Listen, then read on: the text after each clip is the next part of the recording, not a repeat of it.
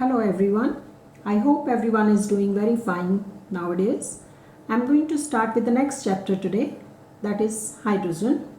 Now, the most abundant element in the sun, the stars and the universe is hydrogen.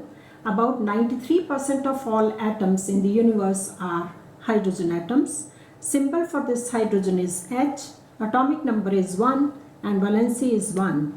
Now, this is considered to be the lightest element and it does not exist as a single atom. So, it always exists in the diatomic form, that is H2. This is one molecule of hydrogen made up of two atoms of hydrogen, so it becomes diatomic. Now it forms number of compounds with different elements. For example, it burns with oxygen to form water, and there are many other different compounds formed by hydrogen in the form of hydrocarbons, carbohydrates, fats and proteins. Name of the hydrogen is derived from the Greek word meaning maker of water. Here hydro means water and genos means maker. That's all about the introduction of hydrogen. Coming to the next topic, that is preparation of hydrogen.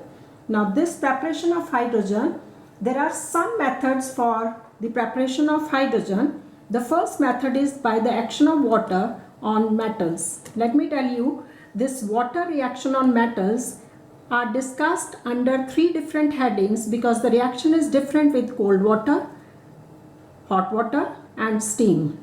So I am going to start with the first reaction with cold water, particularly the metals. These are the active metals, potassium, sodium, calcium. They react with cold water to form their corresponding hydroxides and hydrogen is liberated. For example, if you see the first equation, potassium reacts with cold water to form potassium hydroxide and hydrogen gas is liberated. Second is calcium with cold water again.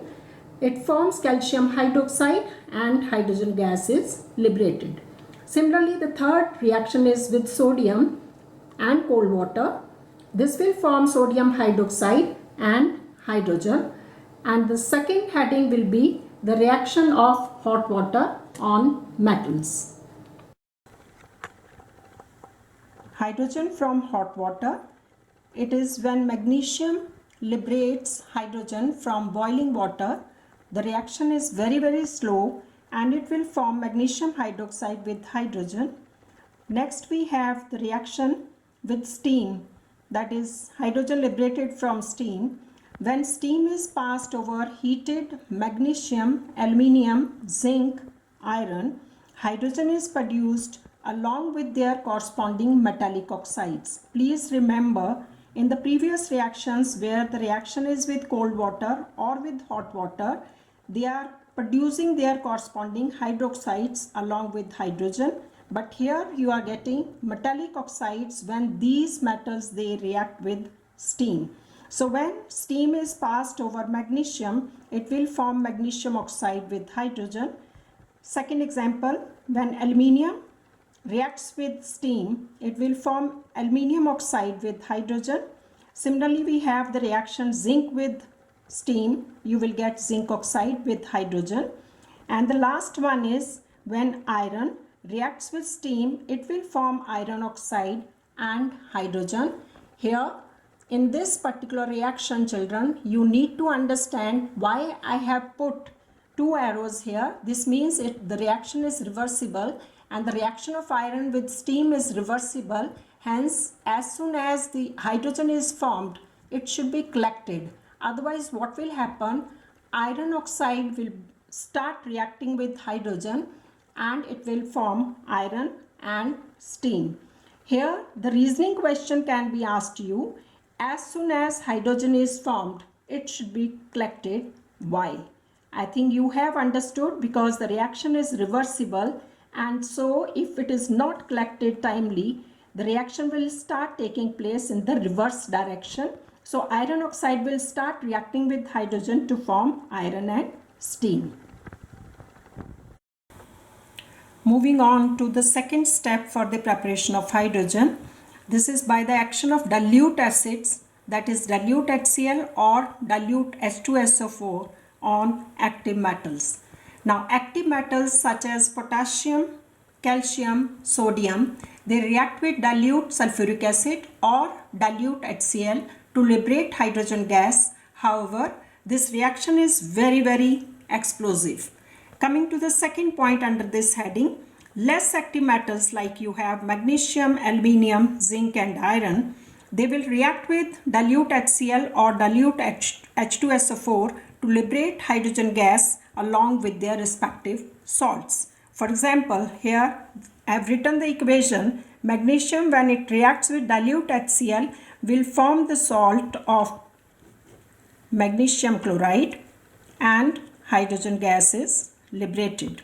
Second example is when zinc reacts with dilute sulfuric acid. I am using both the acids here. I have used HCl here. I have used dilute sulfuric acid here. So the salt formed here is zinc sulfate, and you remember this is a displacement reaction.